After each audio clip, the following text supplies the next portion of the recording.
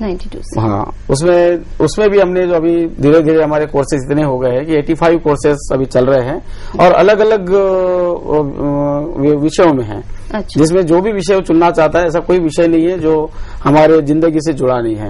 और हमारा पूरा प्रयास है कि और हम विषय ढूंढ रहे हैं जो, और हम देख रहे हैं कि अलग अलग प्रदेशों के लिए, अलग अलग लोगों के लिए क्या और विषय हो सकते हैं, तो हम विषय को और बढ़ा रहे हैं। मेरे ख्याल से जो हमें देख रहे हैं वो अगर उनके दिमाग में कोई विषय ऐसा है जो उसके बारे में वो जानते हैं कि उनको लगता है कि हाँ, सजेस्ट कर सकते हैं। आप लोगों को ये मौका अच्छा है कि उसके बारे में भी आप सोचें और उन लोगों को भी लाभान्वित करें।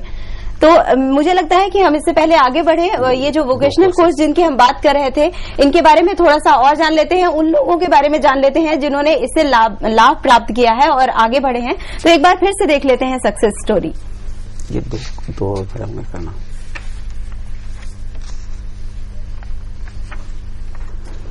आज का दिन आप सभी बच्चों के लिए और हमारी संस्था के लिए बड़ी खुशी का दिन है।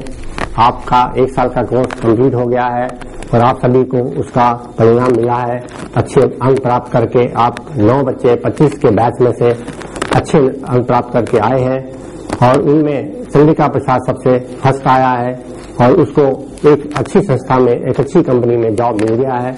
आपका नाम भी मैंने अच्छी कंपनियों में भेजा है, उनसे हमारा संपर्क है, तो मुझे उम्मीद है आप लोगों को भी अच्छा काम मिल जाएगा। पिछले बैचों में कोई भी बच्चा हमारा खाली कभी नहीं बैठा है, सभी अच्छे से पैसों तनख्वाह में काम कर रहे हैं और मेरी शुभकामनाएं आपके साथ हैं। आपके बैच में चंद्रिका प्रसाद जी फर्स्ट आए हैं, मैं उनको ये सर्टिफिकेट अपने हाथों से देना चाहूंगा। चंद्रिका प्रसाद।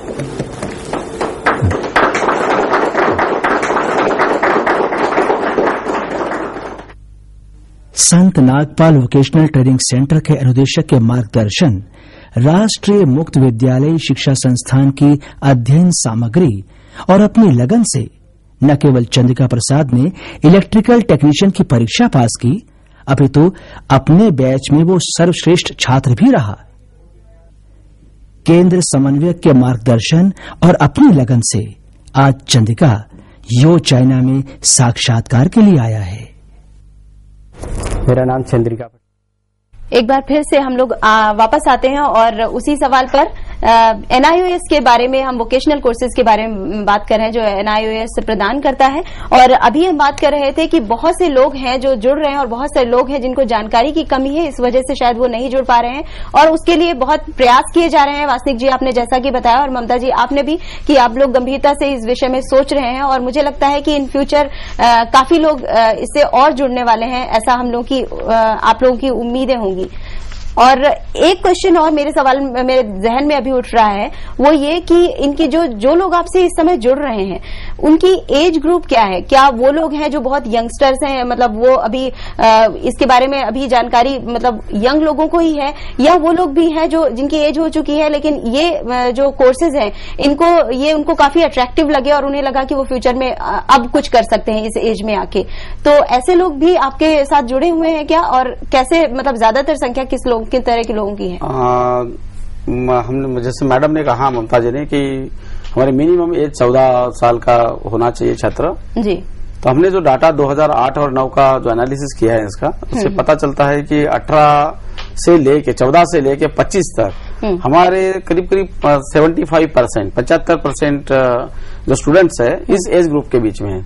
14 to 25 जो हमारा एक नौकरी के लिए एक एलिजिबल ग्रुप माना जाता है। और उसमें 26 से और 30 के बीच में करीब हमारे 10% है। मतलब अगर हम 14 से 30 तक अगर हम लेते हैं तो 85% जो स्टूडेंट है हमारे इस 15 साल के बीच में है। तो आपने देखा होगा कि, और फिर भी अगर हम जाते हैं 36 और 40 और 50 तक, तो उसमें भी हमारे स्टूडेंट्स है, कम मात्रा में लेकिन है। तो आपने देखा होगा कि 50 साल तक भी 50 के एज में भी लोग पढ़ने वाले हैं, हमारे यहाँ रजिस्टर करने वाले हैं। उससे पता चलेगा। सर अभी आपको रोकना चाहूंगी वास्तिक जी 1 मिनट के लिए, क्योंकि अभी कॉल आई है हमारे पास। सुनीत की कॉल है यूपी से। आइए जानते हैं उनका क्या सवाल है, हमसे क्या पूछना चाहते हैं।